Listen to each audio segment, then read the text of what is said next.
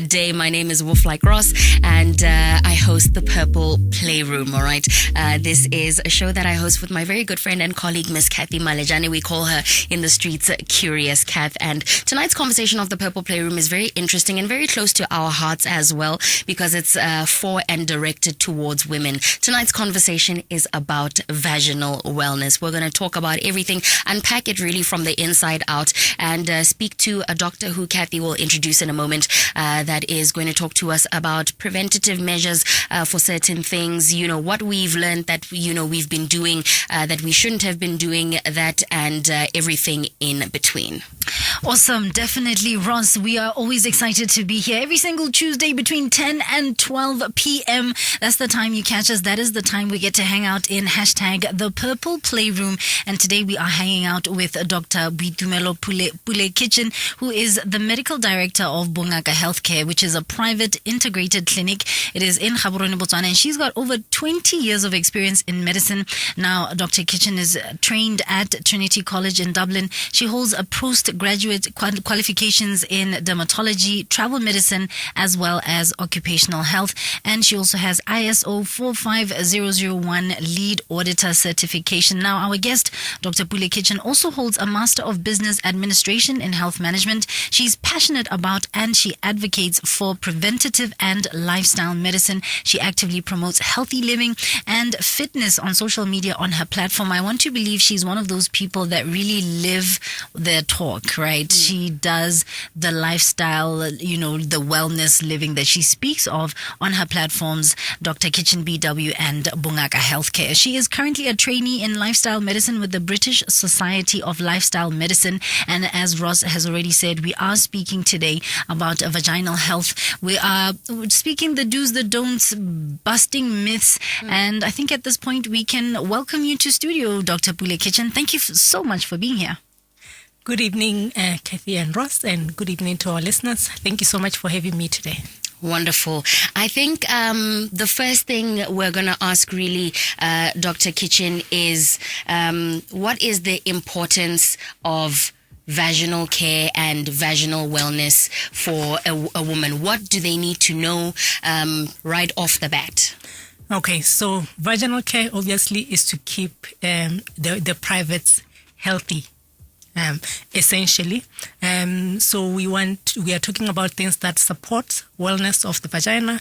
We're also talking about being comfortable and also just having normal function and how to prevent infections. So how did a healthy vagina, Dr. Kitchen, when somebody has a healthy vagina,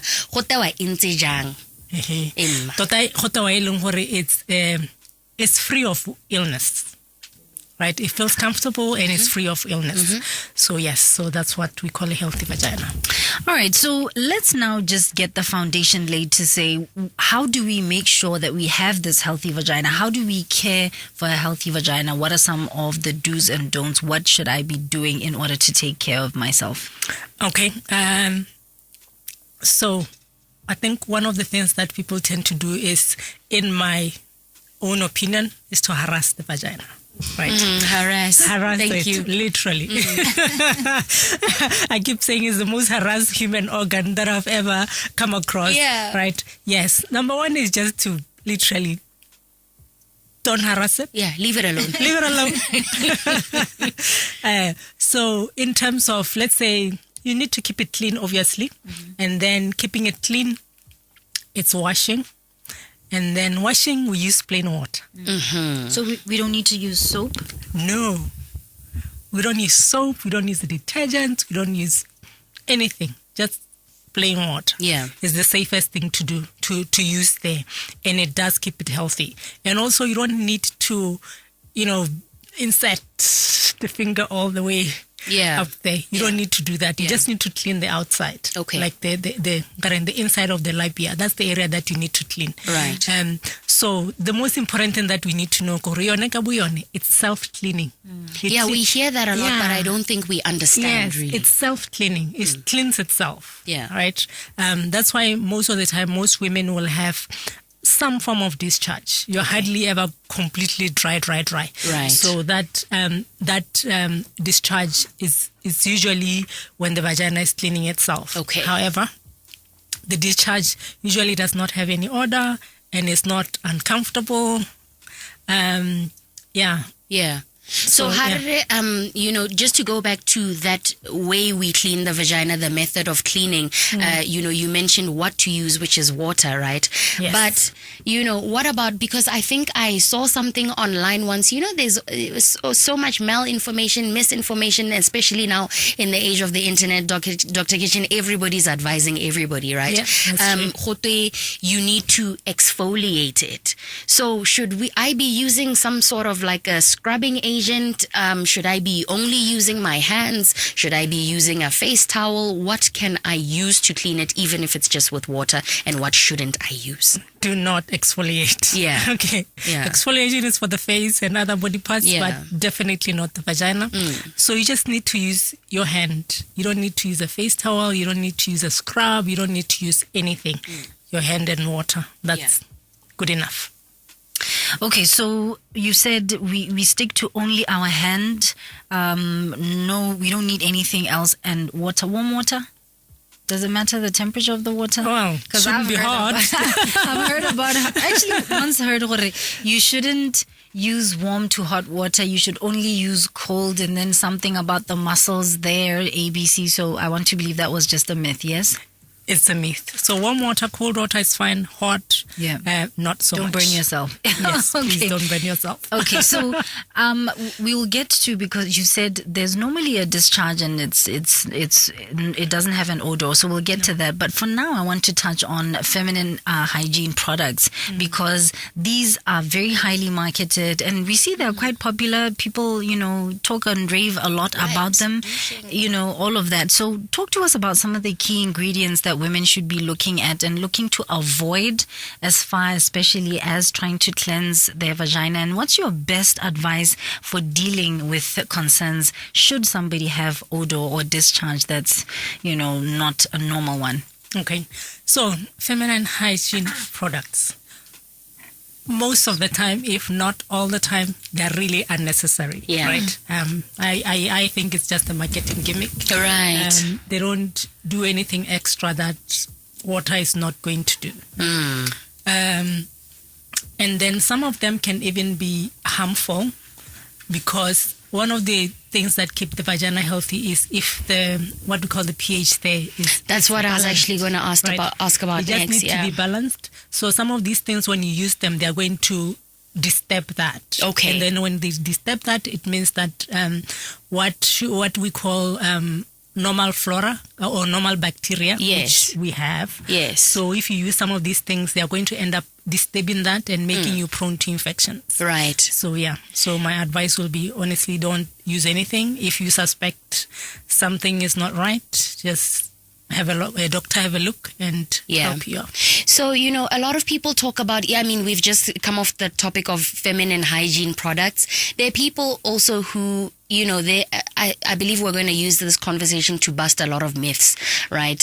There's a lot of people who feel like there are natural things that you can do to keep your pH balanced. Can you talk to some of those things? Is it a matter of drinking lots of water? Is it a matter of keeping a balanced diet?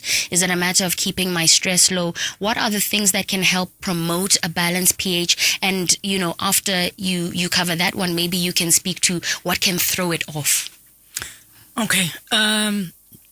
So things that can keep a normal pH. Obviously, in order for you to have a healthy body, this is the entire body making it healthy, you need to eat well, eat a balanced diet, avoid a lot of processed food. Okay.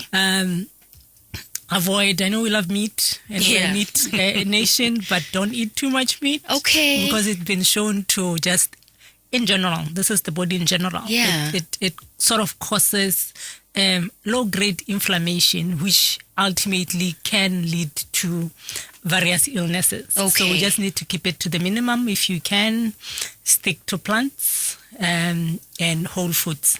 And then another thing that we know keep us healthy is exercise, my favorite thing. Yep.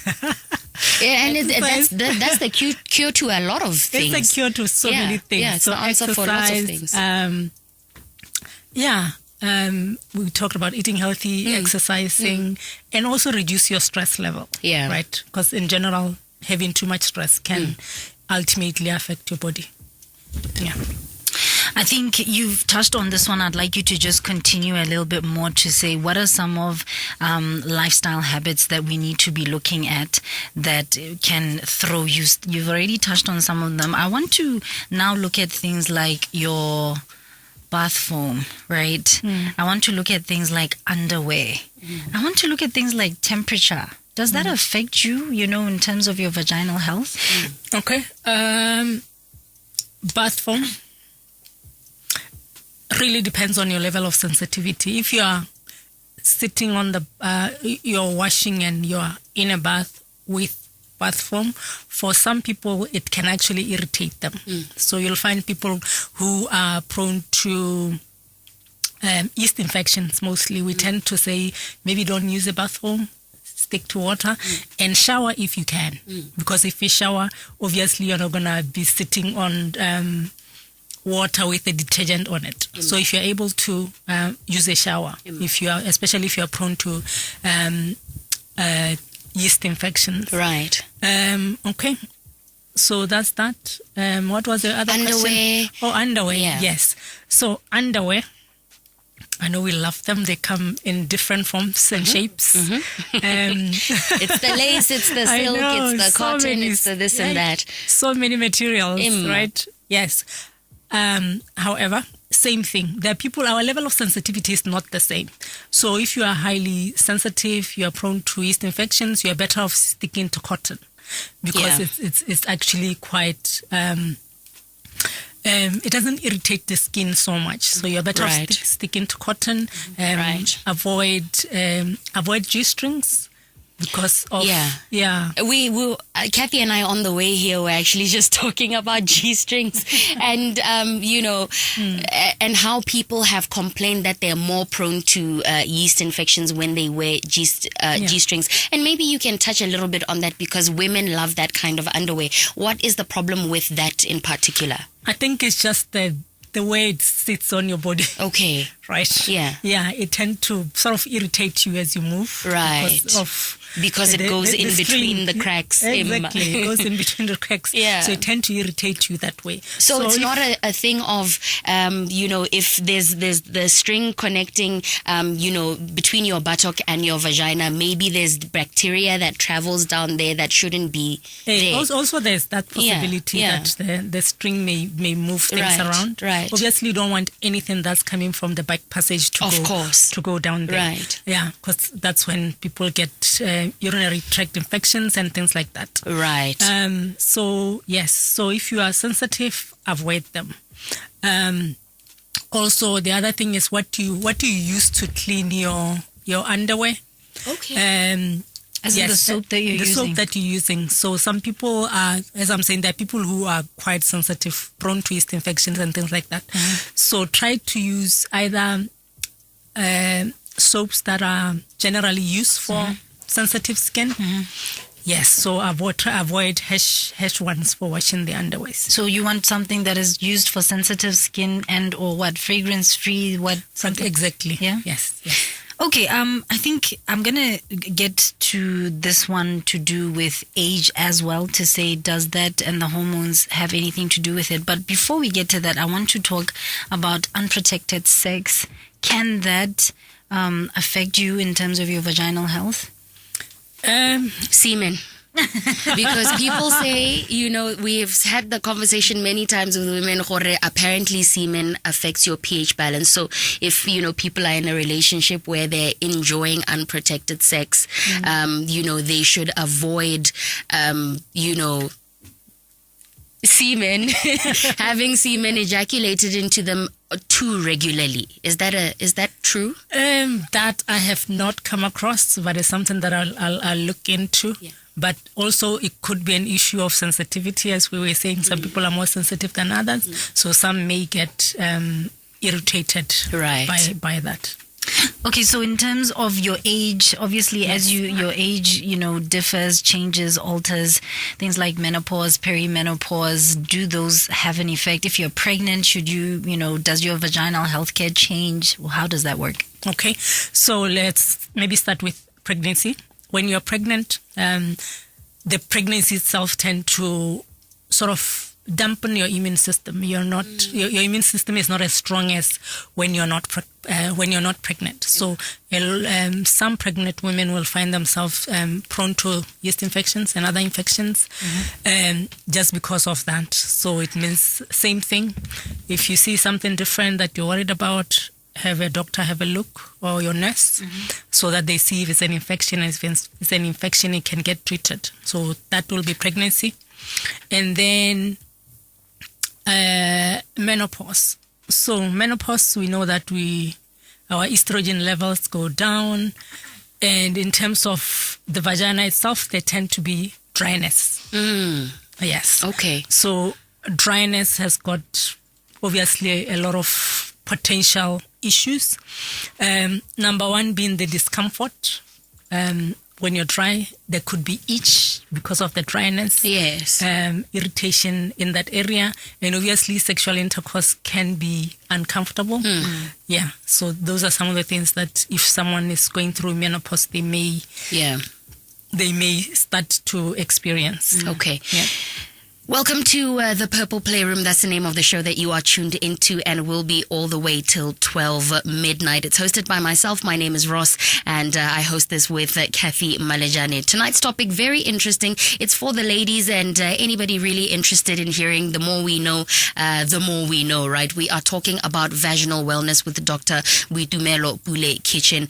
She's the medical director of Bungaka Healthcare. This is a private integrated clinic in Gaborone. So whatever question you have about vaginal wellness, perhaps you have a question for the doc that we can pass on for you, you are absolutely welcome to share with us. +267 3956 962 is our WhatsApp line. Just after the break, getting into a little bit more, and even now drifting into the conversation of infections, which is a thing a lot of people want to know about. A lot of people have shame about that we want to kind of destigmatize today. So stay tuned. Sankoyo. Power to engage your world is on 91.4 FM. Right, welcome back to the Purple Playroom. It's the show about sex. If it is about sex, we are talking about it.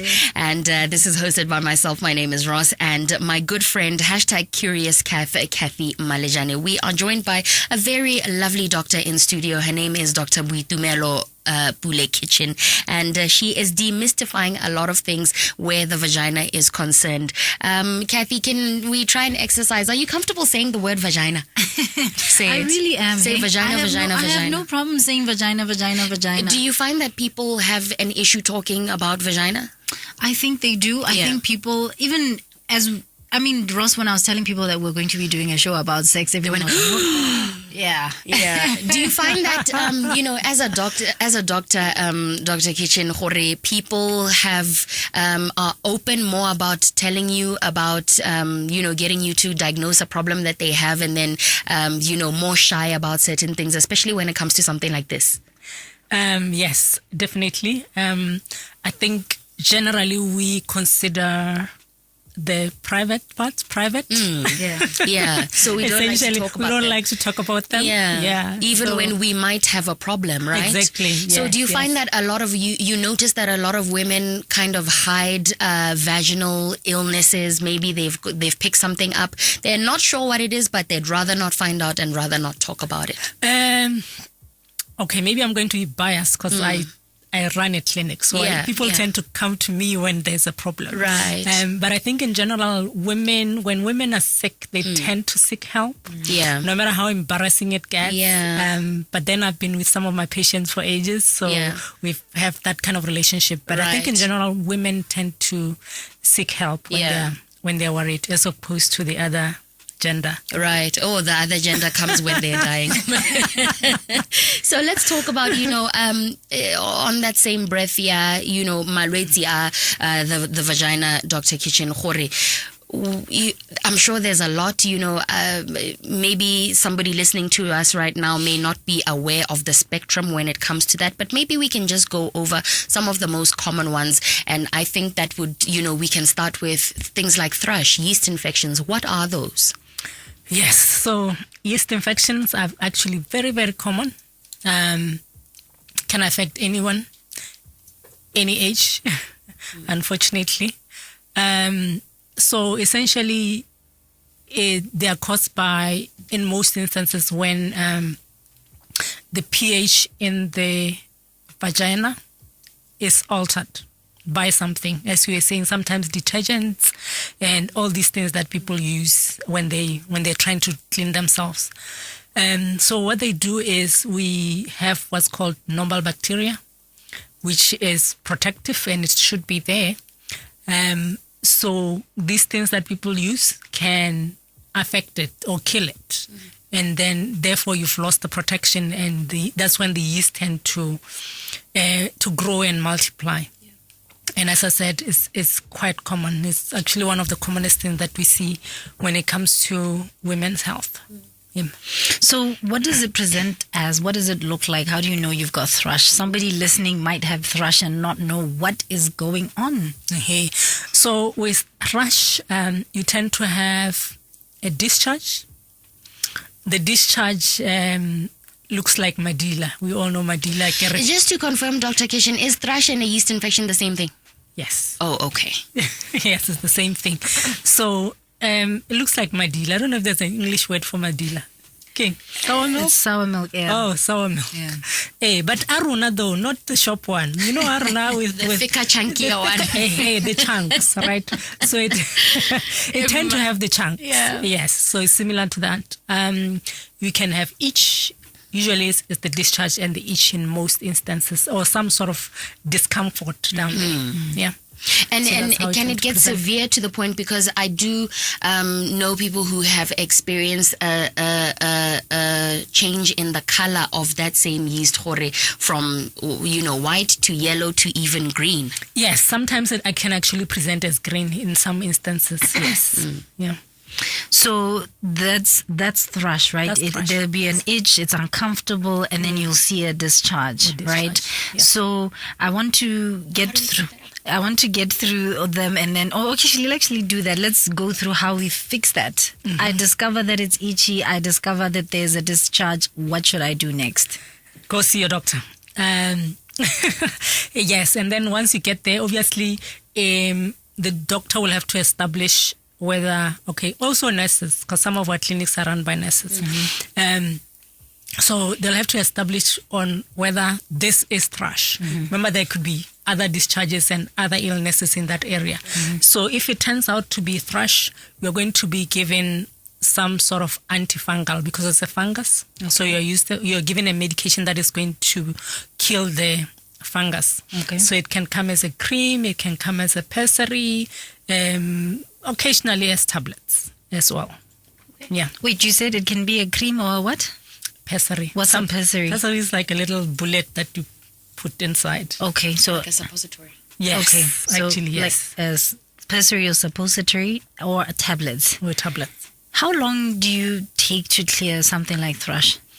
It generally doesn't take long, Couple of days. Sometimes you take, depends on the severity, obviously, but sometimes you take your medication today. Some of them are even once, like one of the tablets that we use, you take it once.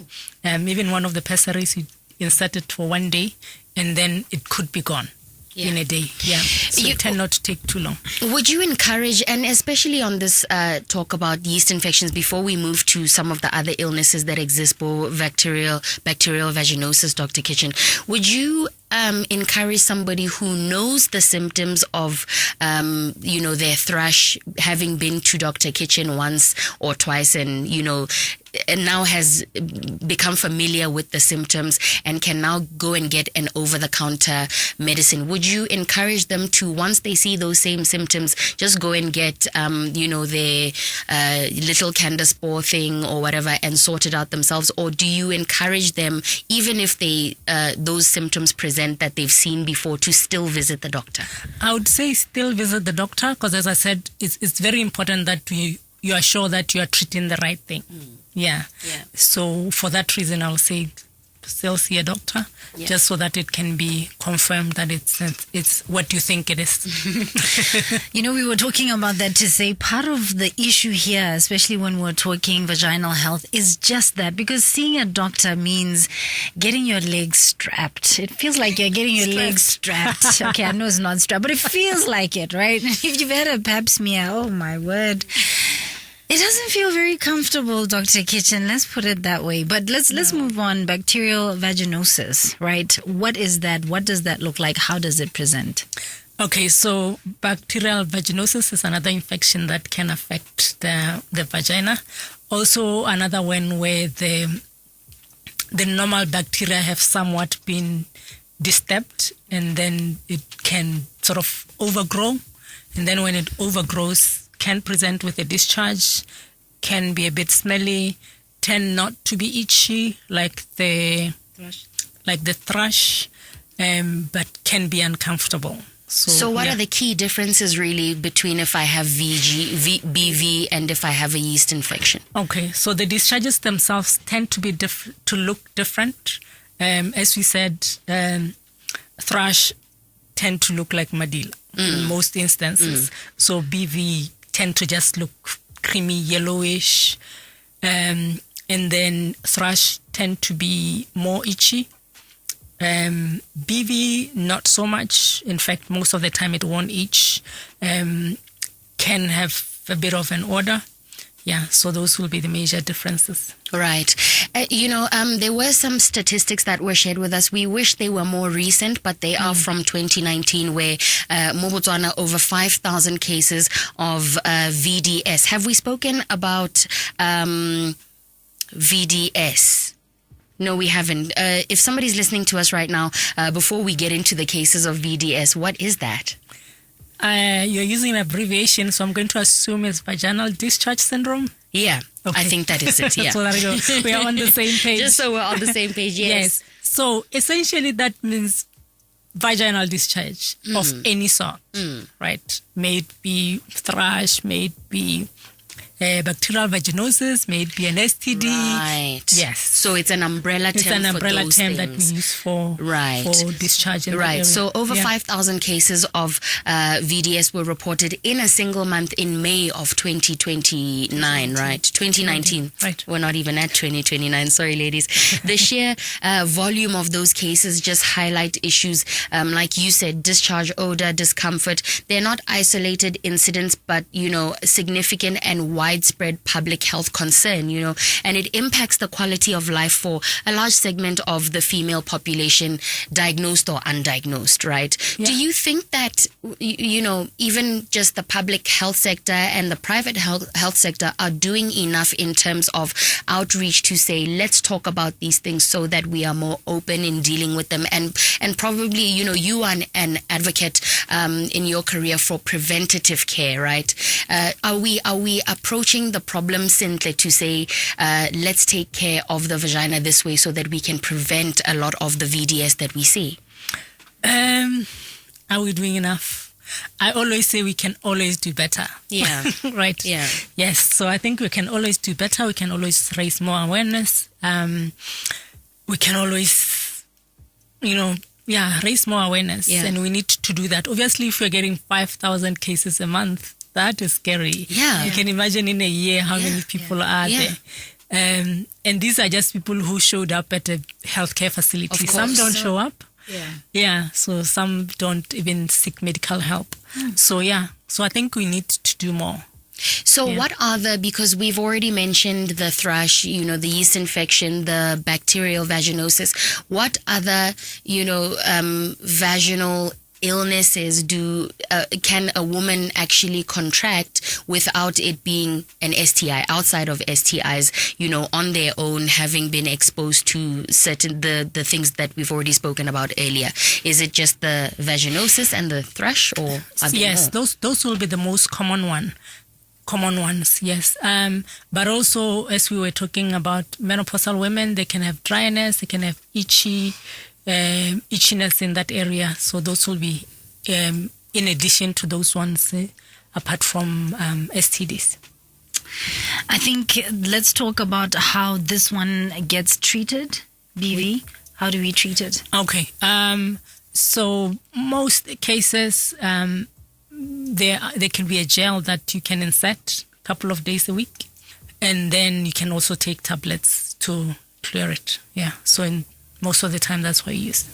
So I think Ross was speaking about this specifically because I think a large part of the stigma that happens around ODO or discharge or any sort of VDS comes from people thinking 1 + 1 = 2. You have some sort of discharge or ODO equals, you have some sort of STI, and that's where I think the stigma comes from, right? Mm-hmm. So speaking of some of the issues that we had brought up earlier, I think one of them was dryness.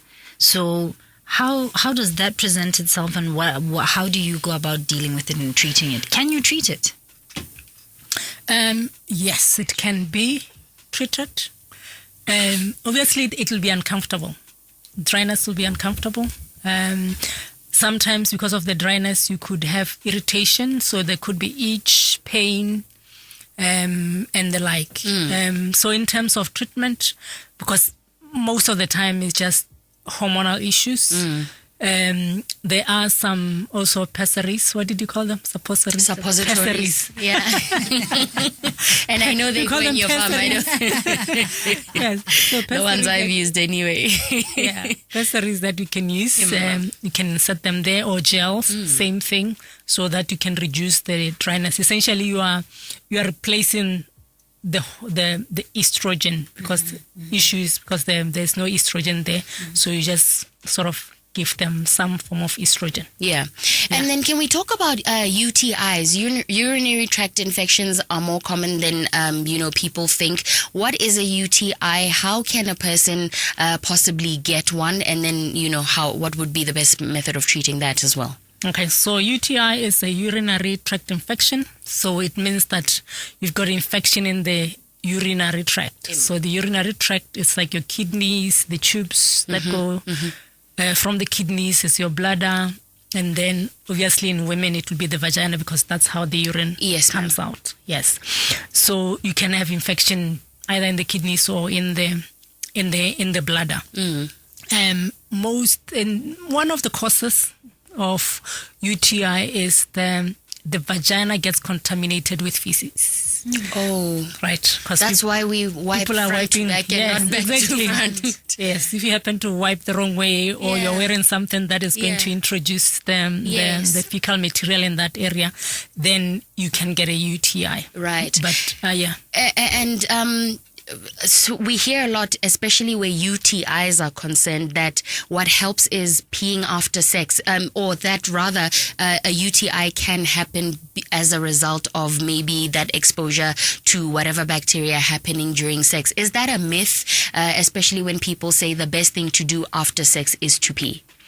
No, it's not a myth. Okay. So essentially, the male organ can have bacteria around, like you can have bacteria literally anywhere, your hands, everywhere, right? Right. So that bacteria can be introduced into the vagina during intercourse. So yes, after intercourse, the advice is pee, and also have water. If you drink water, you are likely to need to go to the toilet, and if you do that, to pee. You're constantly cleaning your tract. So you're constantly cleaning the tract and reducing chances of a UTI. So UTIs in men, is that a thing? Do they happen? What do they present? What do they present like, by the way? They're not as common as in women, but it's the same thing. I guess the difference, they also have the kidneys, the tubes, the bladder. So the difference is how the urine leaves the bladder. Because for them it's through the urethra, which is in the middle of the male, in the male penis. Same thing. UTI can present as pain when you urinate, going to the toilet frequently, urine that's smelly. If it's gone to your kidneys, it could be abdominal pain, or if it's in the bladder, you could have lower abdominal pain. Right. So yeah, so those are some of the symptoms someone can have. So I heard at some point that cranberry juice is good for you if you have something like a UTI. How true is that Is one? that another myth? Even I've heard that it maintains the freshness of your vagina. Oh. Yeah, that's what I've I heard. thought that was pineapples. You know that too. And I think later on after a break we'll get into all of these weird and wonderful myths that women have been sold over the years. But yeah, Oh God. and plain yogurt. And plain yeah. yogurt, yeah. Yeah.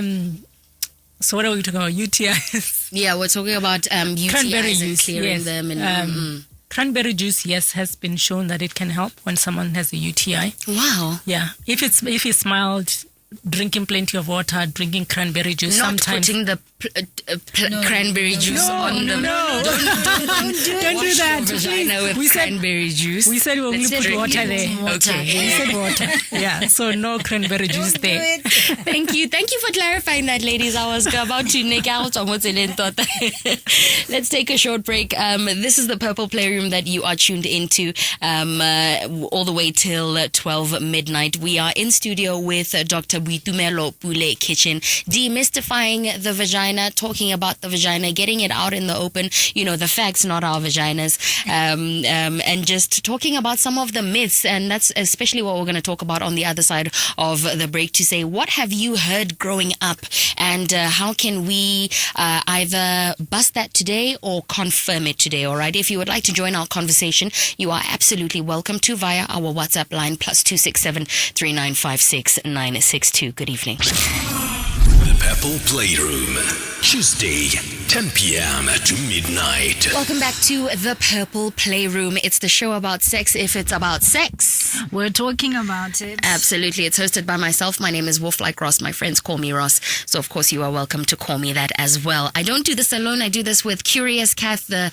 one, the only Ms. Cathy Malejane. And tonight's conversation is very close to both our hearts. We are talking about vaginal wellness. This conversation not only for the ladies, especially, that's something Cathy's going to mention in a moment, but we are joined by somebody who has 20 years of experience in the medical field. She's the medical director of a clinic as well in Botswana. Her name is Dr. Boitumelo Pule-Kitchin. All right, we're talking about what to do, what not to do with the vagina, what this is and what that is as well.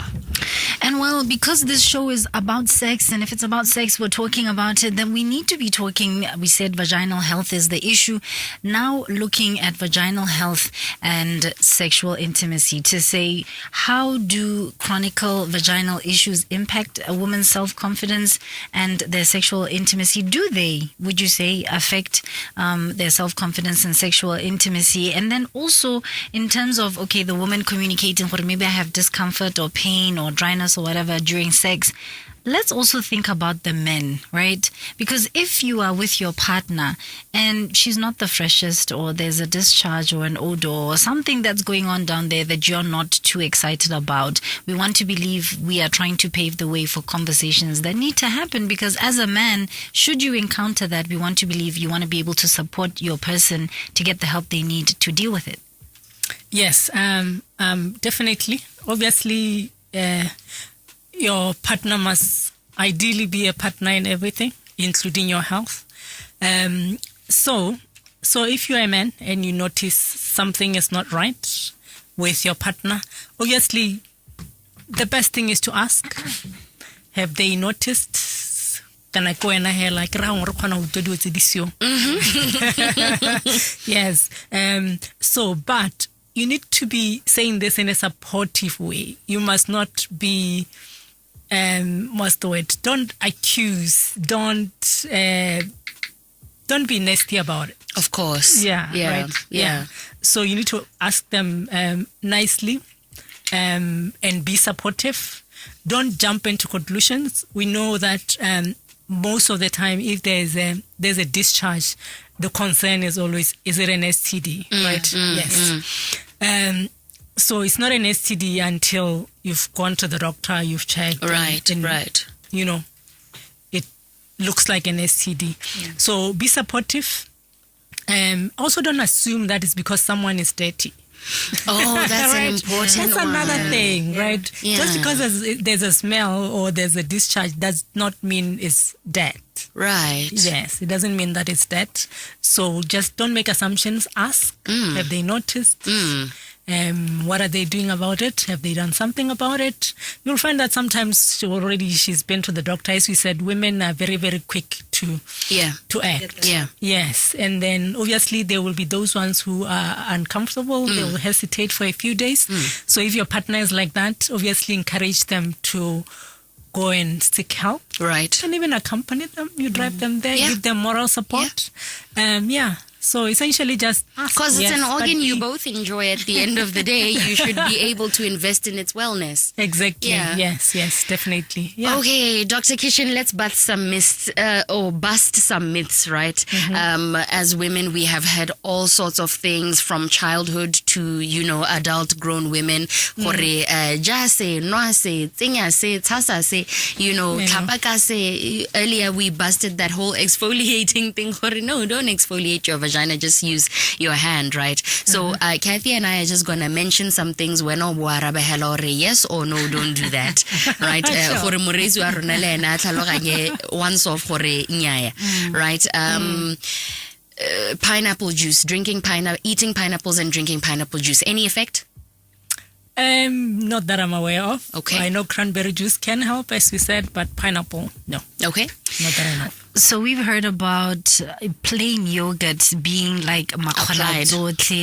It's a cleansing. It'll make everything better. Just apply it on your vagina.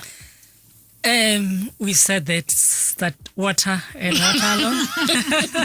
She's like, stick to the water, guys. Stick to the water. Yeah. Yes. I have heard that, but honestly, I have not seen clinical evidence or scientific evidence that it works. But it's actually something that I look into and see where do people get this from.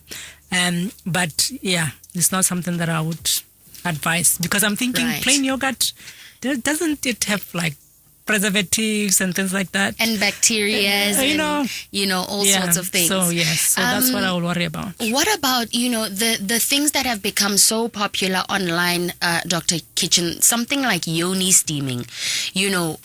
Cathy mentioned something really important earlier. Are temperatures? Do temperatures play a role in the wellness of your vagina? The pH, the this, the that. If I go and steam my vagina, and with the yoni steaming, there are agents that they put into the water that they boil in order to steam your vagina, that because women feel like they need more wetness, they need more this, they need more that. So what about yoni steaming? You'll have to teach me, what is yoni steaming? You sit on top of a bucket and then you put things in it. So Chemicals. Normally it's herbs, actually, not body chemicals. cloves, laying, and you sit on top of it and it steams your vagina. And people claim, especially online, that is then Asian for increased lubrication, for wetness, to improve that, to combat dryness and all sorts. And even apparently to detox, your vagina, and make sure that you're Does it need a detox? Hey, my guy, these are the stories we've heard. So, Dr. I'm going to go with it. Does not need to be detoxed. Yeah. Okay, so it doesn't need detox. Does it need steaming? I don't believe that it needs to be steamed. In fact, if you steam, obviously you risk getting burns, right? Like, how hot is the water? That would be my concern. Of course. For it to be producing that much steam, there's really a high risk of you getting injured. So, I would say, yeah. I know one more kind of crazy myth where I was told that if you have thrush or some sort of infection, stick some garlic up there. Oh, Lord. Garlic is I've actually heard that, and I actually know somebody that swears by it, because this person had chronic thrush, and then they did garlic once. She was like, a clove of garlic and my problems were solved. And I was like, you are very brave. She left it up there for how long? Yeah. A day. And did it come out? Yes. It did. That's a great question, Dr. Kitchen. And apparently it came with a lot of the gunk or whatever, like whatever. No, I'm sure and it then was just after rotten. That, and then after I'm sure that, it meant it was and then just after rotting. that, she's never had, and so I was so sold because I was like, wow, this is a natural thing. Dr. Kitchen have to be mind over matter. You know when you believe you're cured and then you cure yourself. Yeah. No, honestly, I would not put anything and leave it there for a day, for any foreign body for that matter. Even a tampon, you don't leave it there for a day. Of course. Do you know what I mean? Yeah. So I would not advise So putting garlic. No. There was another question that we had that I think we haven't touched on. I'm very curious because we spoke earlier about underwear, right? And you said, look, cotton is your best bet. My question is those people who go commando, aka no underwear. What would you say to that? I mean, if I have a choice between I can't find any cotton underwear, should I instead not wear any? Okay. It probably depends on what you're going to be wearing. Because I would believe that no underwear doesn't mean no underwear. What are your trousers are your underwear in that moment. So if I'm wearing a dress or a skirt, your vagina still has contact with that fabric when you sit. Gonna. It will. That's why I'm saying it depends on what you are going to be wearing with it. If it's like jeans, obviously there will be discomfort there because the material is quite, and also chafing. So yeah, I know. Well, I guess that one really is a personal choice, but those will be the risks depending on the material that you're choosing to wear. Yeah. And also if there is discharge, obviously now it's going to go on to your next layer of clothes. Right. So whatever that is going to be. Yes. So it's just, it's one of those. Interesting. There's probably no right or wrong, but just be careful when you do that. And yeah. Quickly with panty liners, is that something that you would recommend? Obviously, we do it because of the acidity of the vagina and how it discolors our underwear as ladies. But, is that something that maybe would affect the vagina negatively? Maybe possibly if it's fragrant. What's Fragranced. the fragranced? They are fragranced. Some of them, not all of them. most of them. Most of them, yes. So if they have got fragrance, obviously that whatever has been sprayed or used on it can irritate you. Yeah. So just be very careful. Personally, I don't think they are necessary. And if anything, they are probably going to irritate you because unlike your, sanitary towel when you're in your period, you're not going to change it as often. You're going to put it in the morning, you wear it the whole day. Leave it the whole day. Yeah. So that contact may actually just irritate. So what do you recommend then if somebody has a discharge going on? What would you recommend they do? If you are, if you are going to use it for a short period because you have discharge, that's totally understandable. But there are people who wear them every day. Yeah. So I would not recommend them for that. Yeah, I myself wear them every day, which is, why I'm asking. And I haven't experienced, the discomfort or anything related to it. But, it also could change. Yeah. Interesting. This is a conversation that we are having with Dr. Boitumelo Pule-Kitchin on vaginal wellness on the Purple Playroom. Before we let you go, Dr. Kitchen, I think it's important that we have conversations about this from early childhood, right? Let's not be shy about the conversation, destigmatize it so that women aren't only learning things when they're older, learning them outside of the home, learning them from the internet and that kind of thing. What would you advise a mum who might be listening to us right now, who has a young daughter, to start the conversation off by saying with a little girl on how to care for her own vagina? Yes, obviously the minute they start understanding things, right? You need to have some form of conversation. It will get more complicated as they get older. In terms of care, how to wash it, it's very important to learn earlier. You don't want your child to be using soap and getting a lot of thrush. Yes, So you want to just start early and just complicate the conversation as they grow. Right. Yeah. Make them sort of age appropriate, if you like. Right. Yeah. And then what would be your final word? We'll offer you this opportunity to share your parting statement to just women in general listening to this conversation about how they treat their vaginas, how they care for their vaginas going forward in general. Okay. The vagina is obviously part of us, not going anywhere. So we need to make sure that we take good care of it.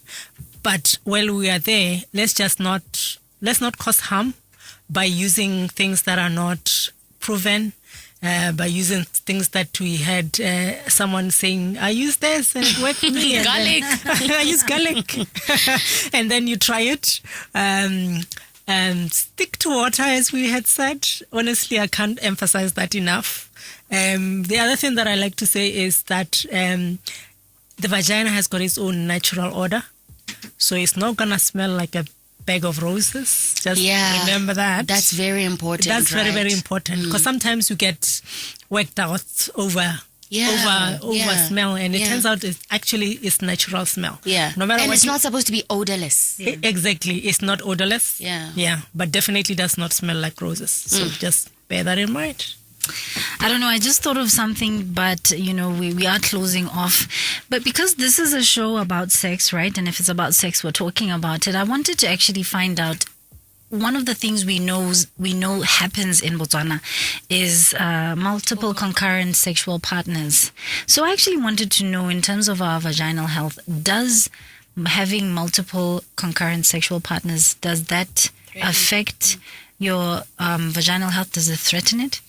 Yes, definitely threatens your, especially when it comes to STDs. I know we have not talked about them, but the more partners you have, the higher the risk of contracting sexually transmitted diseases. So I would advise that we stick to one at a time. Sometimes relationships end, but one at a time is the doc's recommendation. It's the best recommendation. Yeah, not trying to police you, but Yes. Yeah. It is. It definitely is. Yeah. And also, like in between, if you happen to need to move on to the next, just make sure that you go and check yourself so that you're not bringing along your entire history to your next relationship. Right. Yeah. Very interesting. This, ladies and gents, on the Purple Playroom tonight is Dr. Boitumelo Pule-Kitchin. She's the medical director of Bungaka Healthcare. This is a private integrated clinic, Mogaborone. She's got over 20 years of experience in medicine. She trained at Trinity College in Dublin. She holds a postgraduate qualification in dermatology, travel medicine, occupational health, and she's also got an MBA in health management. She's passionate and really advocates for preventative and lifestyle medicine, and she actively promotes healthy living and fitness on her social media platform. You can find her at Dr. Kitchen BW and Bungaka Healthcare as well on those platforms. She's currently a trainee as well in lifestyle medicine with the British Society of Lifestyle Medicine. This conversation has done so much for us, Dr. Kitchen, in unpacking just how, Botswana's norms around womanhood, vaginal wellness have prevailed and affected our wellness as well, and just evaluating some of those myths, those weird and wonderful things. I'm sure we haven't even scratched the surface of what women are doing to their vaginas, really. So we asked you a question earlier, do you think the health fraternity is doing enough? And your answer was, we could always do more. I think we're grateful now that we've started the conversation, and are really grateful to you for joining us this evening. Thank you so much for having me. It's been an interesting very hour. Interesting one. Yes, I actually learned a few things as well. Yeah. Yes, thank you so much for having me. About what your clients are out there doing. I know. The things they're drinking and the things they're putting up and around their vaginas. Very interesting. Let's take care of ourselves as women would be the last word here. And visit your doctor. Don't diagnose yourself. Dr. Kitchen mentioned something that I actually am guilty of earlier to say, if I suspect, there's a yeast infection going on, I know how to spot it. I know what it looks like. I just go over the counter, I pick up the thing that I know, and I go and use it, and that's that. But she does say, you never know, and you're not a doctor. Yeah. So go and visit her and take care of yourself. Yeah, unfortunately, Dr. Google, is my doctor a lot of the time. And I think, I don't know, the discomfort of going to see a gynecologist time and again has been the thing that would have made me do that. But I think after today's conversation, but though that said, I think we do need to also maybe get you to weigh in on how often should we be getting ourselves checked in terms of vaginal care. Should we be seeing a gynecologist once a year, twice, 3 times? How often should we just make it part of our routine just to make sure, we're checking in on ourselves? I would say if you're not sick, see a doctor once a year just to get a whole general holistic care. So once a year. Yeah. But obviously if there are things in between, then you can go for the specific things. Dr. Kitchen, thank you so much. We are grateful that you could join us on today's show. Can you name that social media platform again that you are on, that you communicate with the people via? So Bungaka Healthcare on Facebook, Instagram, LinkedIn, and also Dr. Kitchen, BW. Kitchen is an I, there's no E. Yeah. That's wonderful. All right. We're going to continue with the rest of our show, Cathy and I. We go all the way until 12 midnight. This is the Purple Playroom. Our social media platforms are the Purple Playroom across Facebook, Instagram, TikTok, as well as YouTube. In fact, tonight, our previous episode has dropped featuring VS Cuffling. So you might want to check that out after you have finished listening to us. Our WhatsApp line is still open to you. +267 3956 962. Let's talk about vaginal wellness. Masa, our little street superhero has been out doing those interviews on the street. If you would like to hear what Botswana have been saying where vaginal wellness is concerned, you're going to be shocked at some of the things that she's picked up along the way. Please stay tuned. She's with Easy Freak. Her name is Dato Seiko, and this is Chance on Me. Her love's got a different vibration, got a different sensation. That's kind of, the theme of the Purple Playroom. Yeah. Definitely. We are all about bringing the difference. We're all about having these conversations that are so necessary, but not always had all the time. So, you know what we say? If it's about sex, we're talking about it. We're talking about it, baby. If you're just tuning in, welcome back to the Purple Playroom. This is a show that's on your radio every single Tuesday evening between 10 and midnight. My name is WolfLikeRoss, and I host this with Ms. Cathy Malejane, otherwise known in the streets as Curious Cath. All right? Because I have so many questions. Because you have so many questions, and you had so many questions for the doctor, just there that we have let go about her business now. But, when we reflect, what are the things that you are that are jumping out at you about that maybe you found surprising? You know what? I don't know so much if it was surprising as just validation to say vaginal care, water. And she kept saying, Dr. Pule-Kitchin, we circle back to water. To water. Yeah. Oh, what about the creams we heard about? Water. What about yogurt? Water, right? So that part was really great. Yeah. Also, I think also at the end when we were talking about just getting your checkups. Cathy does not like to go to the gynae. If there's a gynae watching this right now and you think that you could make Cathy enjoy coming to the gynae, what is enjoyable call about us. Going to the gynecologist, Ross? It's like, any other doctor's visit where you're like, I'm going to get my stuff straight. Empathize with any woman that feels the way that I feel. It is the most uncomfortable thing to go and I'm trying to think of the word Gaswan. That word. That spatchcock chicken. Yes. That thing. Where you're doing that to a complete stranger. Yeah. And then, let them dig in there depending on what you're doing. Do you know what I kind of just liken it to getting a wax. I don't love it in the moment, but I go there excited to know that the outcome of this is going to be awesome. And then afterwards, I go about the next couple of weeks feeling awesome.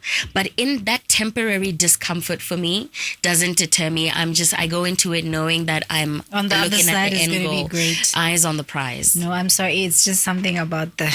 Okay, so I mean, she did say, just to reflect on what you're saying, she did say if you're not sick or nothing happens to your vagina, or you don't feel like your wellness is compromised in any way, just go to the doctor once a year. Just go to the gynae once a year. Yeah. Right. I think what was interesting to me was one, the panty liner conversation. What, that it's not necessary? Yeah, that it's not actually necessarily not good for you? Good for you. Yeah. Because that's something that I've been always committed to. And it's just really to preserve, my undergarments. And, I guess I never thought about what it could do because I've never experienced anything negative come out of it.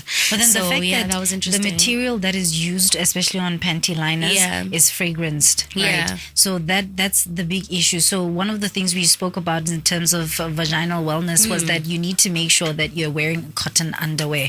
And I think heat as well was something that we spoke about, the temperature, right? So in Botswana, that's one of the things you really, really want to try and do your best to get some cotton underwear. And this is where I'm like, where's the nice looking cotton underwear? Because there's plenty nice looking cotton underwear. Because I've been trying to find the nice I can't looking tell you where. the nice looking, because the ones I've seen, they're kind of granny, Yeah, So, yeah. And she did, on that same conversation, she did mention thongs, G-strings, not the best underwear for you. Yeah. I know we love them as ladies. Yeah. I'm probably wearing them 80% of the time. Yeah.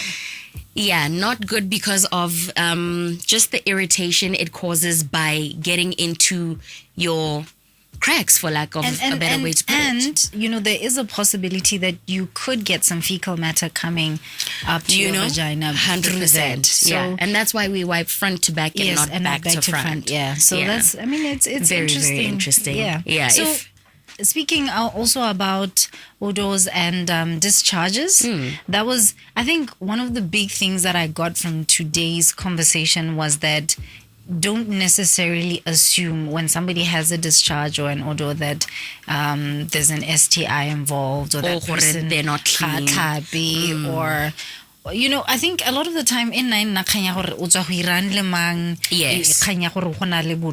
somewhere there. Right. So just know that someone could get that just from eating something bad, from being stressed, from their underwear, literally, from the heat, from bath foam. UTI as well, from bath foam. You could get a urinary tract infection. So all of these things, be mindful, Ross.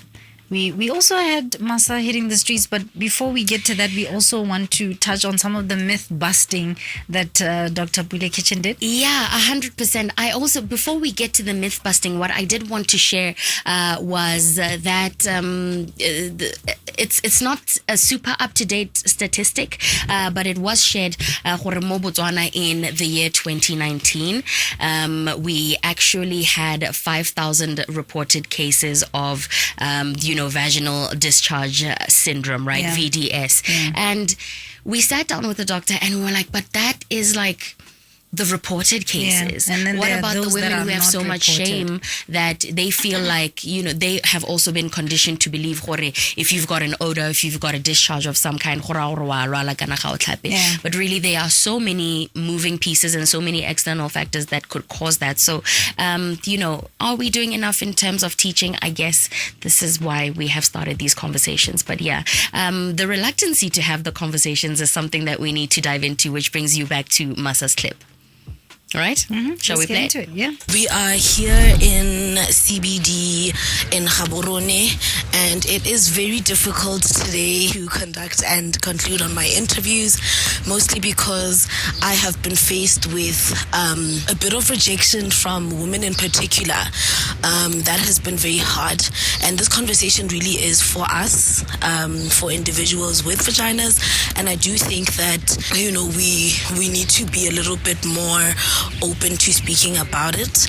I had spoken to a woman who is a little bit older, and she had mentioned o feel gore these conversations are easy for bana ba ba tseneng the English medium because bone ba na le a bit more confidence go bua ka dikgang tsonetse gore bone ha ba gola, especially in a more traditional sort of household where certain conversations are not easy to have, ene o feel gore it's not an easy topic.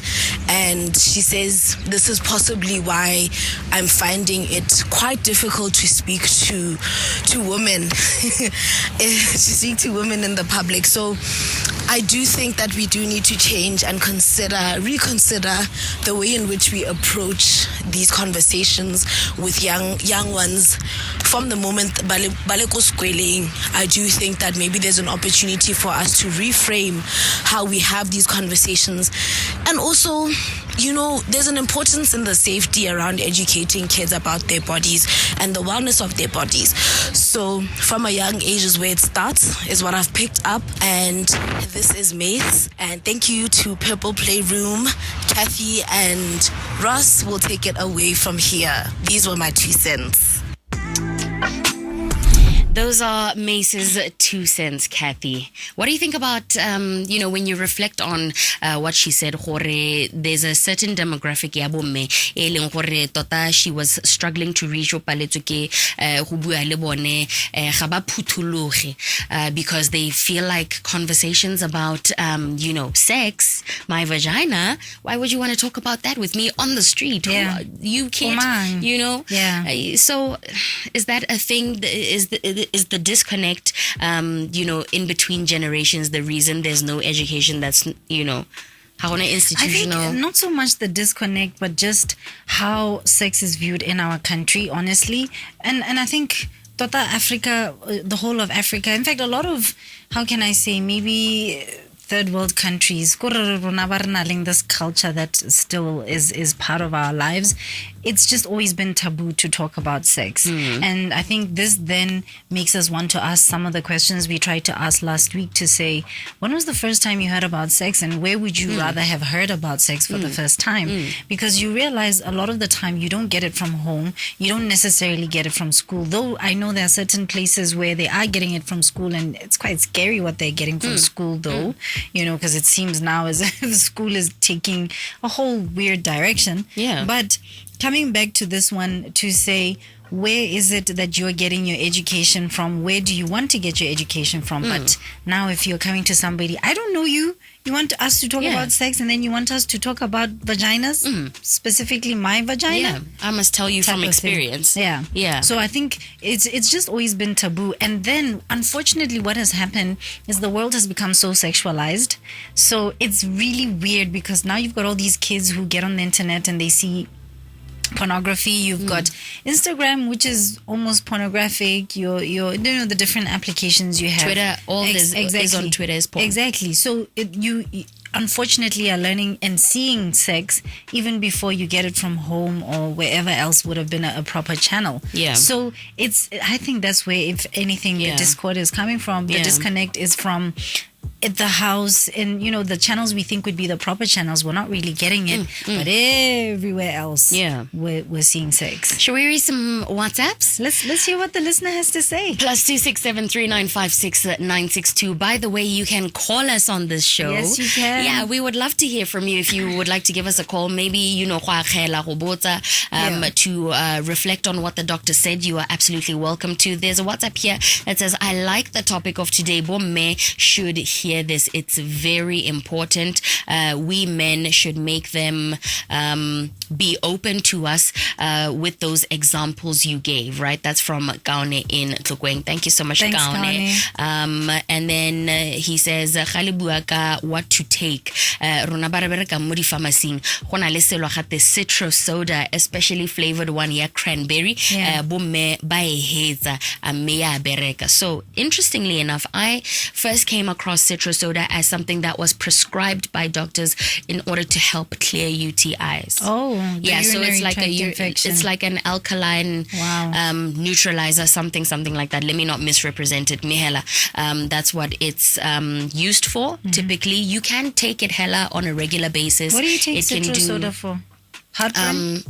Gastric issues as well. Okay. So and then also I guess when he says the cranberry flavored, goes back to what the doctor says to say cranberry is notoriously used for clearing UTI. So I think that is a good bit of information. Plus 267-3956-962 is where you can contact us in order to make your comment. Let's bust some myths. Yes, let's bust some myths, Ross. I think we already touched base on plain water, right? So some of the using myths, plain water. Some of the myths of plain yogurt.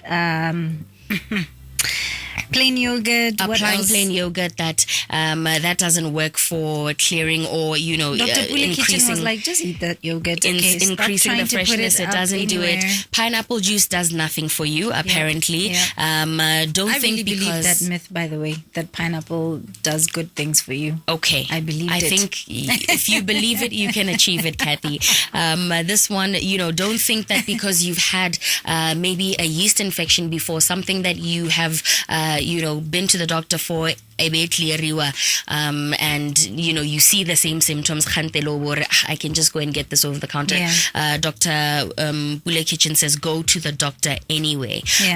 We have read many studies that says semen upsets your pH balance. Yes, so having unprotected sex might just give you discharge, one odor, itching, right? Typically itching, thrush, and a yeast infection.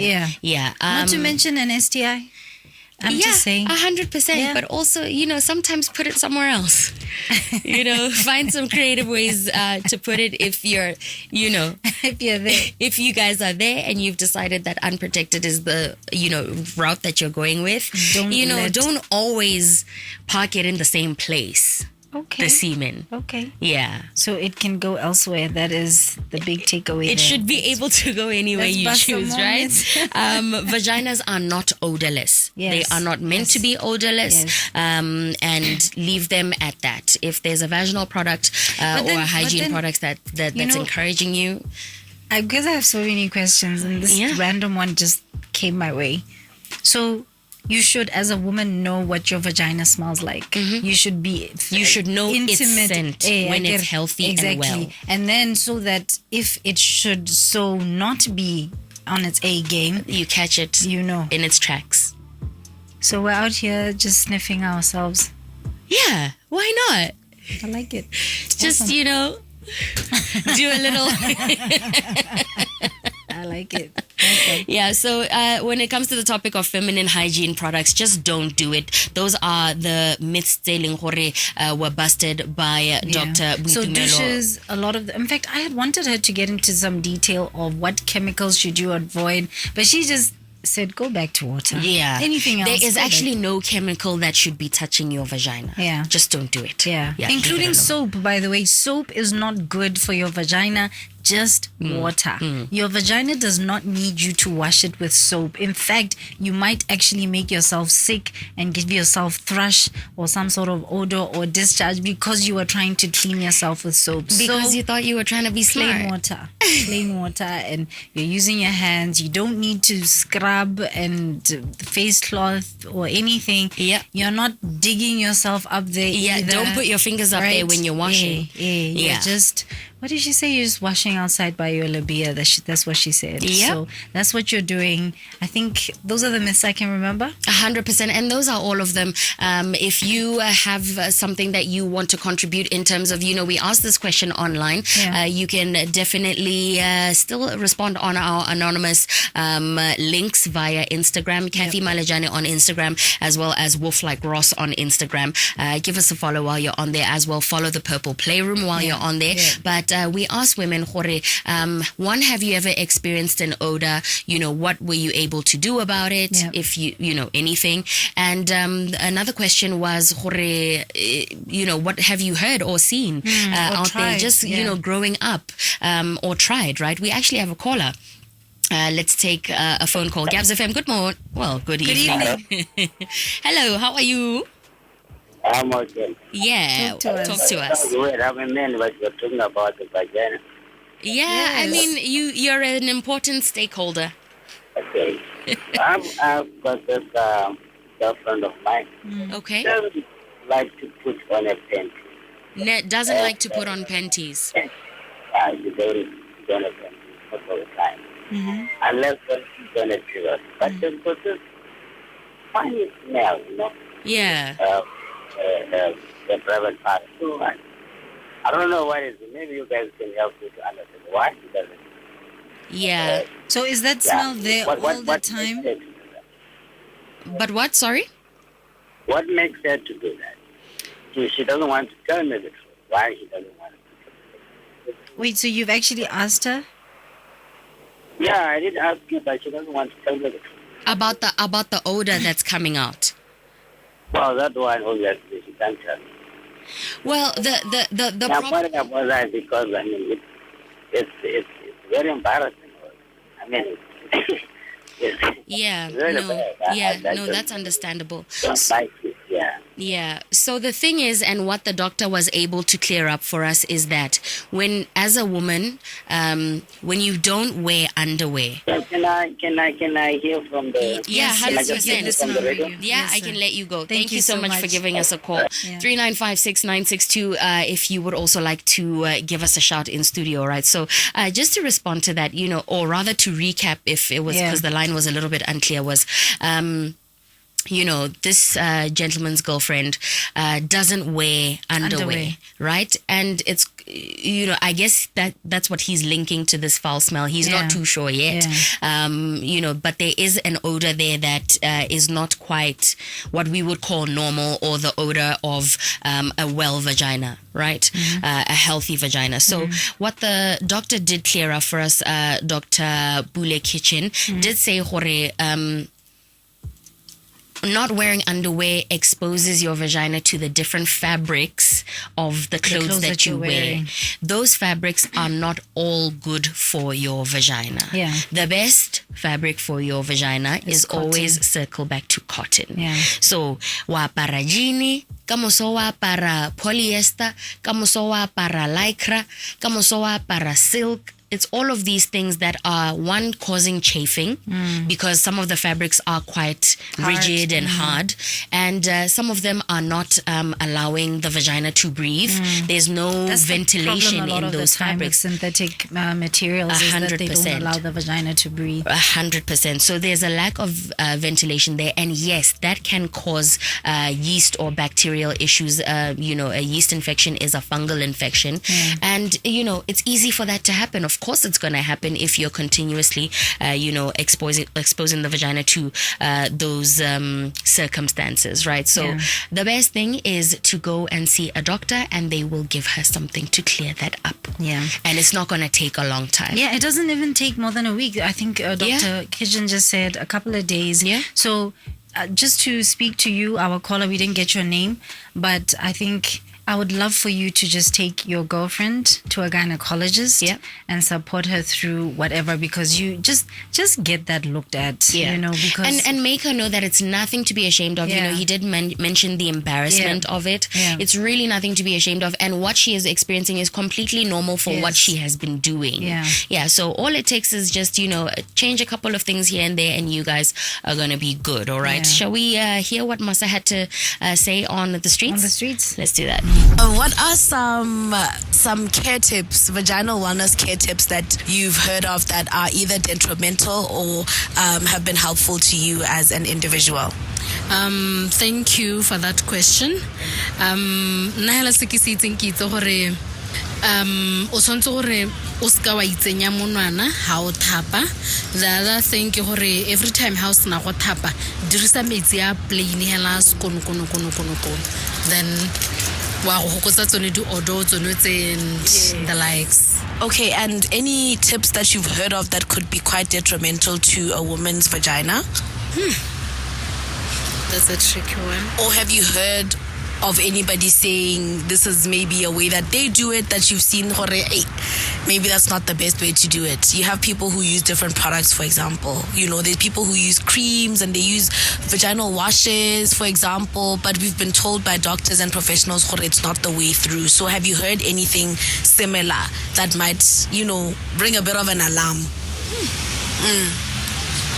itse gore ga ke gakologole sepe hela mme hela gone I think gongwe ha o tsaya dio tse le a re tse di traditionale tse leng gore batswana maybe ba rata go di dirisa kana dilo hela tse di product nyana tse dingwe tse theleng di le illegal mo Botswana. I think le tsone somehow that contributed to so we do that thing hela gone gore gongwe mosadi a nne le Thrush and everything. Okay. Yeah. 11:40 is your time on the Purple Playroom. This show is proudly brought to you every single Tuesday between 10 p.m. and midnight. Hosted by myself. My name is Ross, and my good friend and colleague, Miss Cathy Malejane. You were saying just now, what people know their stuff, man. Yeah. If you listen to the people that Masa managed to speak to, I mean, those that did agree, because a lot of people didn't. Yeah. Right. Yeah. So we want to send a huge shout out to Masa. She is such a warrior for us. Thank you, Masa. Keep trying. People know about the Purple Playroom. We will get more people jumping on board.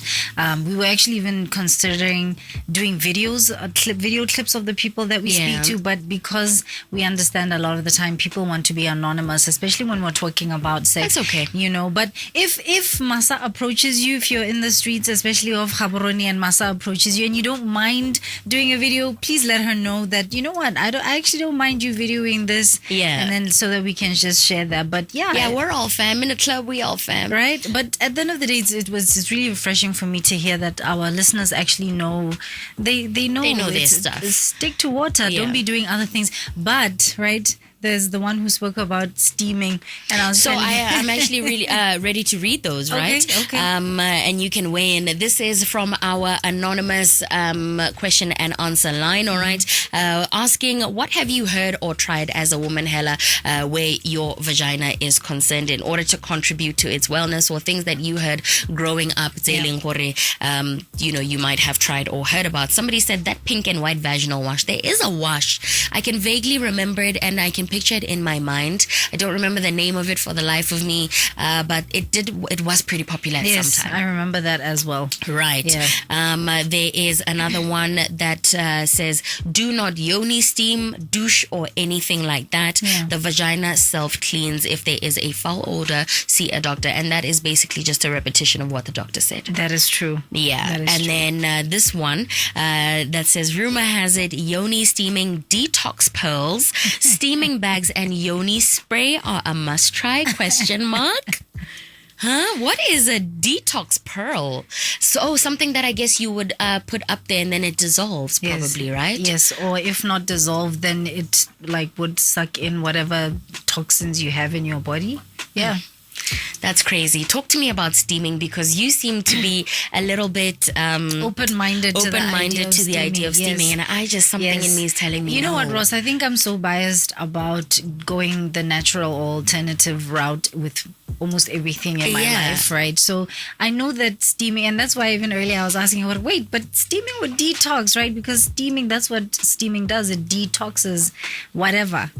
But are you supposed to put water up there? I just haven't really thought about But are you supposed to put water But then I up do there? know that, right, as somebody who had hormonal issues, who had cysts, not fibroids. I had cysts. Yeah. And so cysts and fibroids are cousins in a way, because then you end up with sort of unwanted things in your womb. So I know that at some point, I wasn't steaming. I was actually drinking green tea, and it was helping even in terms of just removing those cysts from me. Yeah. So, you know, I have... Not that you're giving medical advice. Yes, no. Oh, please, this is not medical advice. This is just Cathy being Cathy. Don't somebody listening to this with sis say, oh my Right, God. let me do that. Yeah. No. I went the natural route, and Yeah. it did work for me Yeah. though. But please get medical advice from the right people. Yeah. But that said, just the idea of detoxing in that way has always appealed to me. So I'm Cathy, so why crushed. don't you take one for the team? Okay. Guys, Cathy's gonna embark on a mission now that we have opened up the door to vaginal wellness on the Purple Playroom to be our living case study. Okay. Okay? Of steaming? Cathy's gonna go and steam Okay.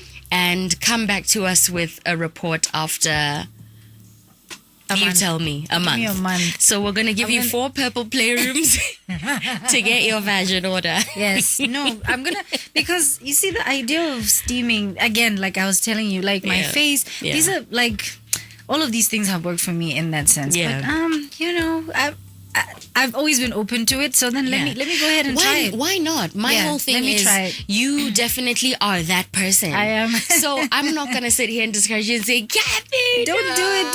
I Don't want to do see. it. I mean, I'm a result, or I mean, I'm in an experiment as we speak, and I feel like it's warranted. If you feel in your heart that something might be right for you, I mean, who can stop you? So let's listen to one more interview Masa was able to have out on the streets. That's our producer, by the way. Shout out to you, Masa. And you know, get to wrapping up the show. Here it is.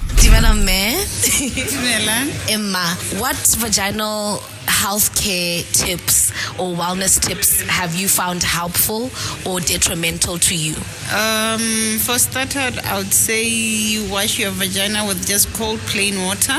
And as for me, I steam at least once a week, which is with warm water, which is very helpful. Okay, and have you heard of any tips that maybe you feel, hey, those are not the best for a woman's vagina? Yes, I have. I've seen some on social media whereby women put pork garlic, which is something that's not supposed to be put under there, more so that garlic is acidic. Yes. Okay, thank you for sharing. That one touched Kathy's heart because Kathy has, you know, somebody who has tried the garlic route. It worked. You put an entire clove of garlic up your vagina for a full you know day. what? And please, the views and opinion expressed here are not ours, the station and 100%. management, right? Okay. Well, in a way, it fascinates me. I don't know if I would recommend that, but this person had chronic thrush. Okay. Chronic, right? Yes. It would come, so it would be the soap. She'd drink something, you know, she would get hot just one always day. had an yeast you know, infection. exactly. So it's annoying to have something like that. And the antibiotics that you end up getting are often quite strong. Yeah. So I know some people who take antibiotics and get a running tummy, and then it just messes you up. Tomorrow you look like you have a flu. It's just messing you up. Yeah. So this particular person tried the garlic. Yeah. 1 clove, I think she said 1 day, or was it overnight? And that's it. It cured the It went problems. away. Yeah. So this is definitely not medical advice, but somebody tried it and they swear by it. But please be reminded that Dr. Pule-Kitchin strongly advised against doing anything like this. She did also advise against steaming, but you just heard that person saying, look, I wash with water and then I steam once a week and it's very beneficial. And I respect that, and that's what we do on the Purple Playroom. We respect this. Kathy, let's wrap this conversation up. What are your final reflections? Let me give you this opportunity to share your parting statement in general, maybe about what you learned or what you would want the next woman to have taken away, and even the next man to have taken away from this chat. Yeah, I think the main one is just that, first of all, a vagina is not odorless, right? So I wish every woman can get to know what their vagina smells like when it is healthy. Yeah. So that when it is not healthy, you can know, right? Make a regular habit of smelling your own self. Yeah. I think that's important. And checking, you know, if you have a discharge, most of the time you'll feel it. But these are things that you just need to be mindful of. So as and when, if it does happen to you, just know it's normal, right?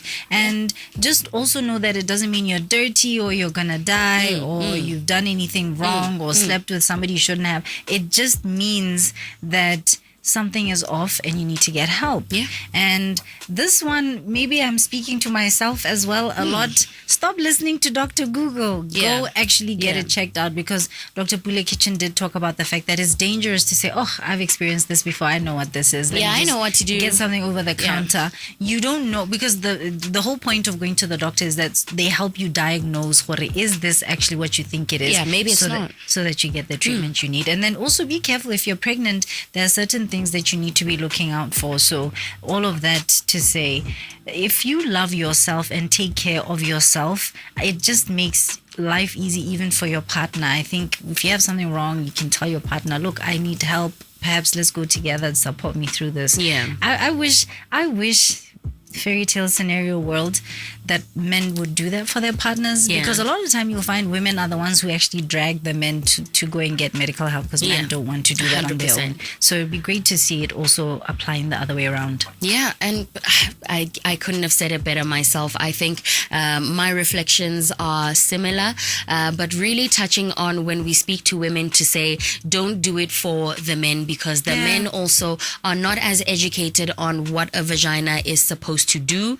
and how it's supposed to be maintained. So, a lot of the bias that we have or the things that we do to our vaginas are conditioning from when we were growing up, and, men expecting a certain kind of odor or no odor at all. And that's just simply not how vaginas work. So this is what got you douching. This is what got you trying feminine products, because you think that when you have intimate connections with a man, he's supposed to find it it smells like water. It smells like roses, tastes like water. It's not how it works. So for the gentlemen that have joined us this evening, please take that away to say, go and learn about it, so that if you find yourself in a situation, because you are a stakeholder when we talk about a vagina, that you also might know how to proceed, or you might have some kind of basic idea of what might be going on. We're not asking you to, go full throttle on. Don't be an you're not a gynae. You know what I mean? But be mindful, learn something. And I hope you have learned something today. Thank you so much for everybody who took the time to join us on the show tonight, whether via WhatsApp, via our anonymous Q&A line, and even over the phone. We appreciate you so much. We're going to do this again next week between 10 and midnight. My name is WolfLikeRoss. And my name is Cathy Malejane. You can call me #CuriousCathy. But that's how you find me across the social media platforms, Cathy Malejane. And do remember, the Purple Playroom is available on YouTube. So if you type the Purple Playroom, you will find us there. We're also available on on TikTok as well. We are definitely not on LinkedIn. On TikTok as well as on Facebook. That's how you can find 100% the Purple Playroom across everything. You are very right, Cathy. I don't know about LinkedIn. Maybe we can go and offer operational, organizational health talks. Obviously, take our experts along. I think that because we you should and I consider that in a few weeks. 100%. We can absolutely do that. So maybe you've just accidentally birthed an idea on the Purple Playroom. All right. Have a good one, How folks. do we find you on the socials? WolfLikeRoss. If you're looking for me, I'm a very easy woman to find. Awesome stuff. We're every let's do Tuesday, 10 to 12 on Gabs FM. Let's see you next week. Cheers.